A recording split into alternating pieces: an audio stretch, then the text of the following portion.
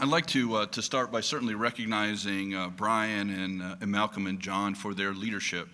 I think in various ways, at various levels, they're all bringing tremendous leadership within the WASHTO environment. Certainly thanks to the Idaho Department of Transportation and all the staff that are supporting this event. It's great to see such a large attendance. Bud and I were just chatting about that. It's as we've come through, I think, a challenging period, it's great to see more vibrancy, I think, at some of our national and regional meetings these days. Many of our division administrators were introduced, but I wanted to certainly recognize and thank the FHWA division leadership that is here. Also Rick Suarez from our Central Federal Lands and Jan Brown, our Director of Field Services West. It's a pleasure for me to represent our Acting Administrator, Greg Nadeau, at this conference. This has been a very busy time for Greg, both personally and professionally. He had a really important event last Wednesday where he had his confirmation hearing before the Senate Committee on Environment and Public Works. But I think I'm right in saying he had an even more important event on Saturday when his only daughter got married. So Greg is taking a little well-deserved time off after both of those events, but he certainly wanted for me to send his regards and apologies for not being able to join all of you here in Boise. What I'd like to do is start by building off of some of Bud's and John's remarks and talk a little bit on the situation on the Hill, and then reflect a little bit about the theme of the conference, moving at the speed of business. So there's a lot of moving pieces on the Hill right now. We've got short-term extensions, we've got long-term authorizations, we've got pay-fors, we've got all kinds of different terminology. Brian, I think if you set up a little bookie on the side and took bets on various things and various dates, you could probably do pretty well and maybe add to your theme here. But there is one thing that's very certain, and that's that date that Bud talked about, July 31st. Without action by July 31st, the Federal Highway Administration and the federal program ceases to be authorized to operate. So we cannot reimburse, we cannot authorize. About 4,000 federal employees will be at home on furlough. And I know, each time we go through this, we say, well, that's not going to happen. That's not going to happen. I think it's important that we recognize it could happen and the impacts that would have if it did happen. And certainly we've been reaching out to states and talking about and trying to understand those impacts. And while a number of states could limp along for a few months on reserves and cash that they have, many would be immediately impacted. And certainly I think the chilling effect that would have on our industry would be very real in terms of the sustainability of the federal program. So we, for the last week or so, we've been dusting off plans for shutdown of the program. We've been highlighting the Transportation Trust Fund ticker that's up on our website again. And I think it's important that we carry that message that John and Bud both talked about and really advocate for the importance of a strong federal program. Certainly Secretary Fox has been doing that, and I think he's been trying to keep that pressure on that John talked about, as he has consistently over the last year, both in Washington and around the country, talked about the need for a long-term, well-funded bill. I think the two themes that he has sounded over and over is the need for certainty and the need for a significant level of funding. I think saying to Congress that if you're going to go through all the trouble of finding the resources necessary to pass a long-term authorization, make it worth doing. And he's continued, and the President's continued to push that agenda, talk about it through Grow America, the administration's proposal. I know the Secretary was very pleased to see that Senate EPW took action and passed through the EPW committee a bipartisan 6-year Drive Act. And the Secretary has called that a good start.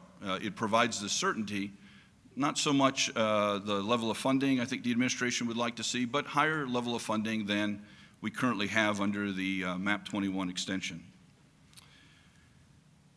Now, I think it's also important, as Bud indicated, to look a little bit beyond the money. And if you look at Drive and Grow America, there are some themes that run through both of them that I think that are important. First, they both build off the program and policy framework in MAP 21.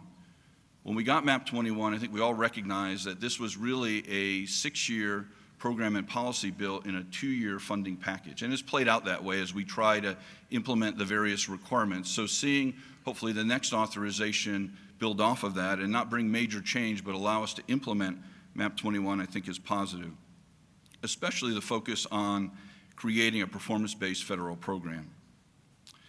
Both bills also focus on freight and bring more attention to the freight arena. I think very important when you're talking about moving at the speed of business. I think very important to increase the investments and focus on freight. Also continue to focus on advancing project delivery and speeding project delivery, something that we focused on a lot at USDOT. And maintain a strong focus on research and innovation. That was something we didn't see in an earlier version of an authorization, which would have gutted really the research and development and innovation programs. And I think very important for our future to continue to invest in those areas. So, you know, the pressure is certainly on. I think the immediate pressure is on to get something done by July 31st. The White House has accepted what it calls the unfortunate reality that we will likely need another short-term authorization to get us beyond July 31st and to some point where hopefully we can get a long-term, well-funded authorization. And I would echo John's comment to keep that pressure on, because I think that is the only way that we'll get there. Now let me shift gears for a minute and talk about the theme of the conference, moving at the speed of business, because I think it is a very important theme, and we certainly in our industry have a lot to learn from the way successful businesses operate. You know, we have tended historically to think in terms of months and years of time, not in hours and days that I think most businesses think about it. And I think when we think about operating at the speed of business, we need to think about being nimble, being innovative, and being very customer focused. And I think we have to ask ourselves, how do we serve a public that demands we deliver projects faster and for less money? And how do we serve business that competes in a global economy?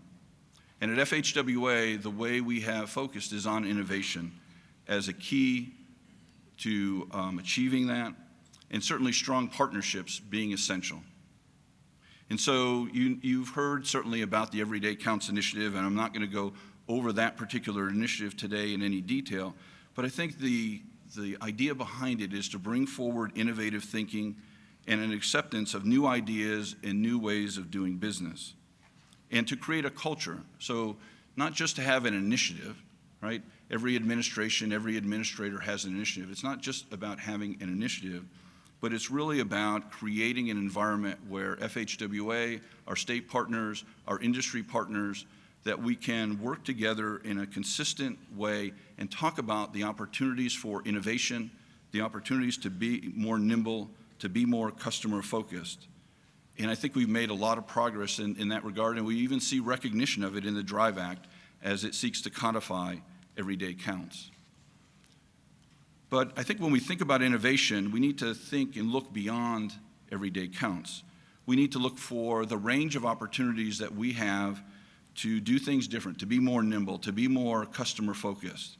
And I think FHWA has an important responsibility to bring leadership in those discussions. We certainly tried to do that in advancing a performance-based federal aid program.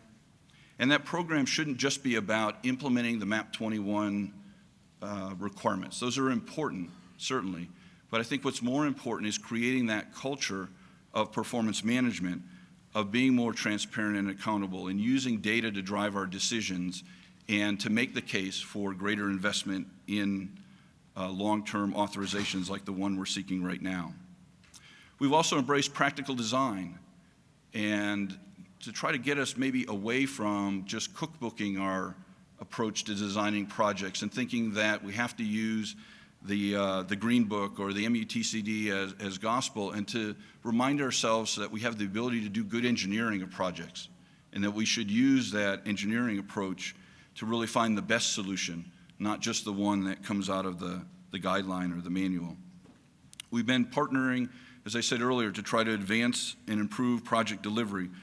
Just one example from Everyday Counts is the area of programmatic agreements. The opportunity to not reinvent it on every single project, but to come up with agreement that allows us to move projects more quickly through the environmental process.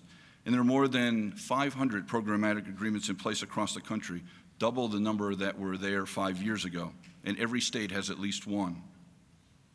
We're also looking at being a champion for giving the public more transportation choices and really thinking more about the needs of pedestrian and bicyclists when planning infrastructure projects. I know this is something that Greg was specifically asked about as part of his confirmation hearing, and he cited our commitment to working with state and local governments to make sure that projects are designed so people can walk and ride their bikes safely, whether for recreation, whether to get to work, or to connect to transit.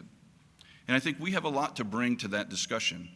I think we've been very good at being able to create networks, largely been highway networks. I think we have the opportunity to create networks for people to walk and people to bike safely as well. And we need to bring our leadership in that arena as well.